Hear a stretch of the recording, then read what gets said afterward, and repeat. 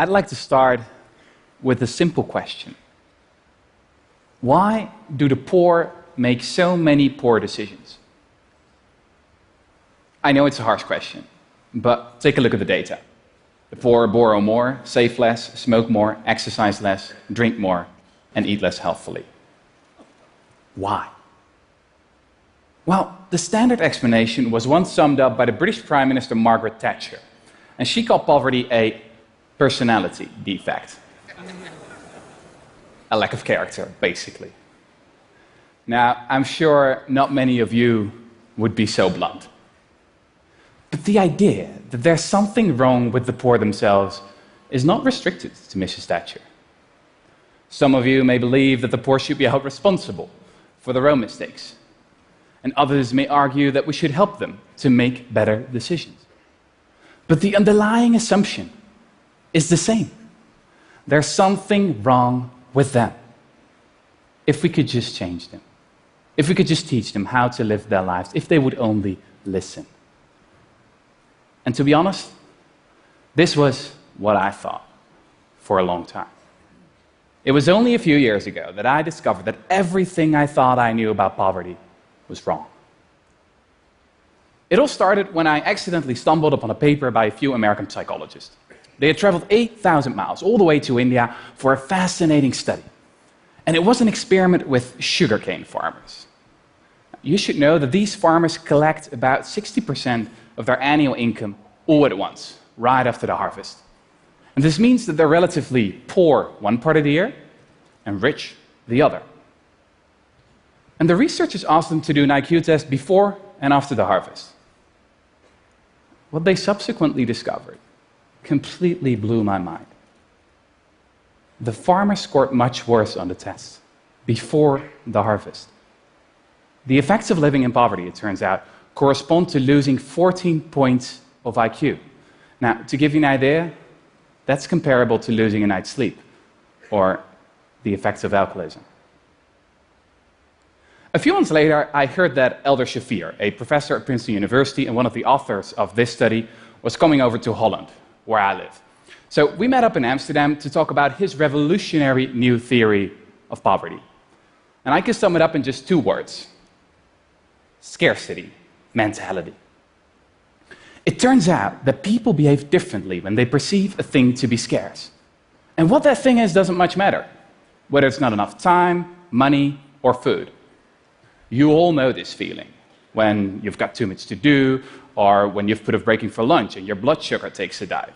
You know, this narrows your focus to your immediate lack, to the sandwich you've got to have now, the meeting that's starting in 5 minutes, or the bills that have to be paid tomorrow. So the long-term perspective goes out the window. You could compare it to a new computer that's running 10 heavy programs at once. It gets slower and slower, making errors. Eventually it freezes, not because it's a bad computer, but because it has too much to do at once. Now, the poor have the same problem. They're not making dumb decisions because they are dumb, but because they're living in a context in which anyone would make dumb decisions. So suddenly, I understood why so many of our anti-poverty programs don't work. Investments in education, for example, are often completely ineffective. Poverty is not a lack of knowledge. A recent analysis of 201 studies on the effectiveness of money management training came to the conclusion that it has almost no effect at all. Now, don't get me wrong. This is not to say that the poor don't learn anything. They can come out wiser, for sure. But it's not enough. Or, as Professor Shafir told me, it's like teaching someone to swim and then throwing them in a stormy sea. I still remember sitting there, perplexed. And it struck me that we could have figured this all out decades ago. I mean, these psychologists didn't need any complicated brain scans. They only had to measure the farmer's IQ, and IQ tests were invented more than 100 years ago. Actually, I realized I'd read about the psychology of poverty before. George Orwell, one of the greatest writers who ever lived, experienced poverty firsthand in the 1920s. The essence of poverty, he wrote back then, is that it annihilates the future. And he marveled at, quote, how people take it for granted they have the right to preach at you and pray over you as soon as your income falls below a certain level. Now, those words are every bit as resonant today. The big question is, of course, what can be done? Modern economists have a few solutions up their sleeves. We could help the poor with their paperwork or send them a text message to remind them to pay their bills.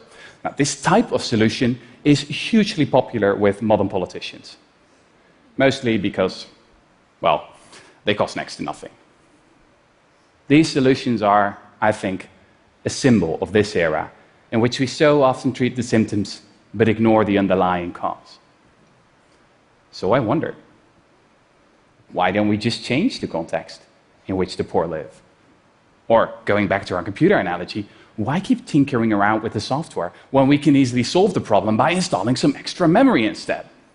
Now, at that point, Professor Shafir responded with a blank look. And after a few seconds, he said, I get it.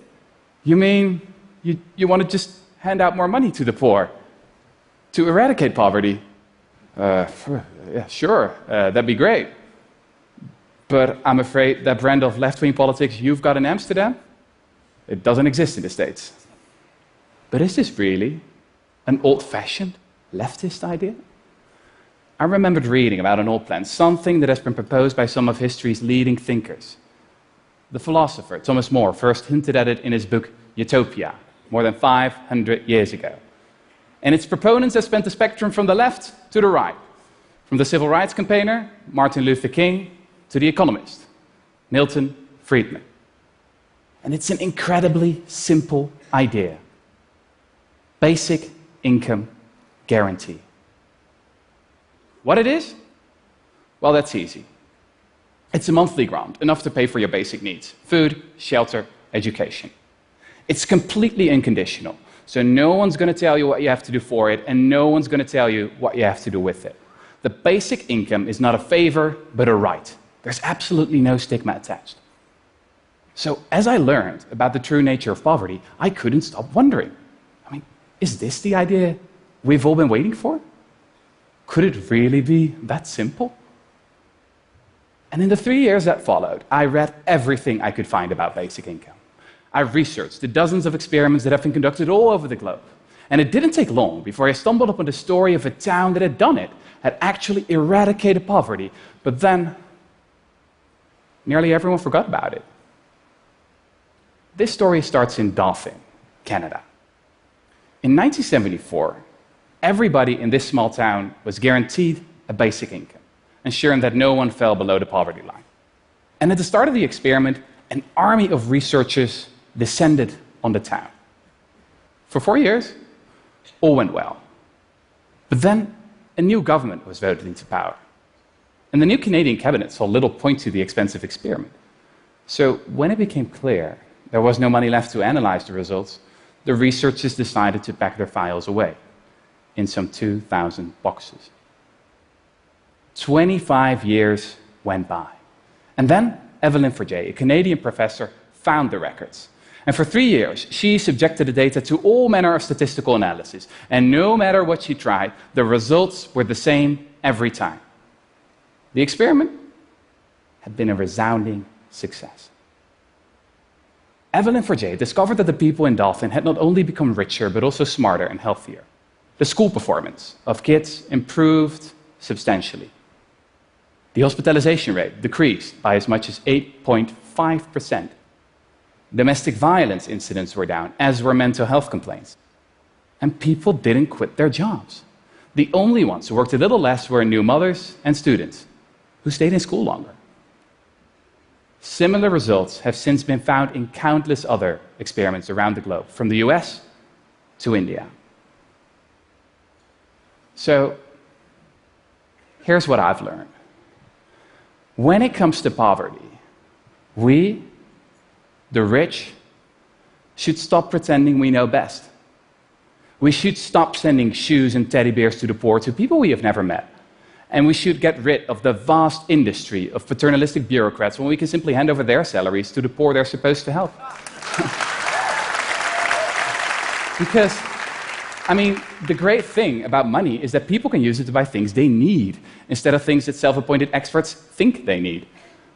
I mean, just imagine how many brilliant scientists and entrepreneurs and writers like George Orwell are now withering away in scarcity.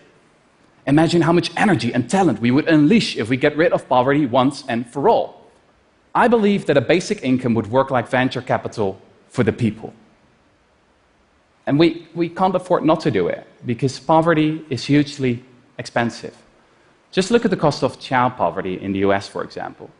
It's estimated at $500 billion each year, in terms of higher healthcare spending, higher dropout rates, and more crime. Now, this is an incredible waste of human potential. But let's talk about the elephant in the room. How could we ever afford a basic income guarantee? Well, it's actually a lot cheaper than you may think. What they did in Dauphin is they financed it with a negative income tax. And this means that your income is topped up as soon as you fall below the poverty line. And in that scenario, according to our economists' best estimates, for a net cost of $175 billion, a quarter of US military spending, 1% of GDP, you could lift all impoverished Americans above the poverty line. You could actually eradicate poverty. Now that should be our goal. The time for small thoughts and little nudges is past.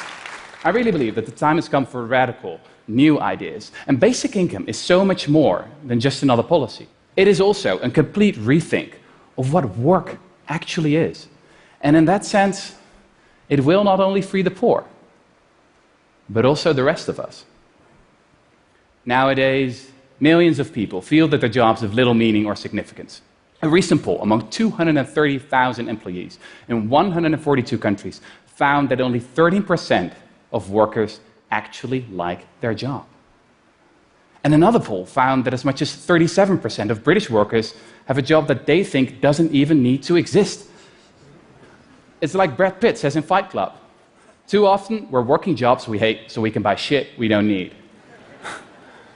Now, don't get me wrong. I mean, I'm not talking about the teachers and the garbage men and the care workers here. If they'd stop working, we'd be in trouble. No, I'm talking about all those well-paid professionals with excellent resumes who earn their money during strategic transsector peer-to-peer meetings while brainstorming the value add-on of disruptive co-creation in the network society. Or something like that. Just imagine again how much talent we're wasting simply because we tell our kids they'll have to earn a living. Or think of what a math whiz working at Facebook lamented a few years ago. The best minds of my generation are thinking about how to make people click ads. I'm a historian. And if history teaches us anything, it is that things could be different. There is nothing inevitable about the way we structured our society and economy right now. Ideas can and do change the world. And I think that especially in the past few years, it has become abundantly clear that we cannot stick to the status quo, that we need new ideas. I know that many of you may feel pessimistic about a future of rising inequality, xenophobia, and climate change. But it's not enough to know what we're against. We also need to be for something. Martin Luther King didn't say, "I have a nightmare." He had a dream. So, here's my dream. I believe in a future where the value of your work is not determined by the size of your paycheck, but by the amount of happiness you spread and the amount of meaning you give. I believe in a future where the point of education is not to prepare you for another useless job, but for a life well lived. I believe in a future where an existence without poverty is not a privilege, but a right we all deserve. So here we are. Here we are. We've got the research, we've got the evidence, and we've got the means. Now, more than 500 years after Thomas More first wrote about basic income, and 100 years after George Orwell discovered the true nature of poverty, we all need to change our worldview. Because poverty is not a lack of character. Poverty is a lack of cash. Thank you.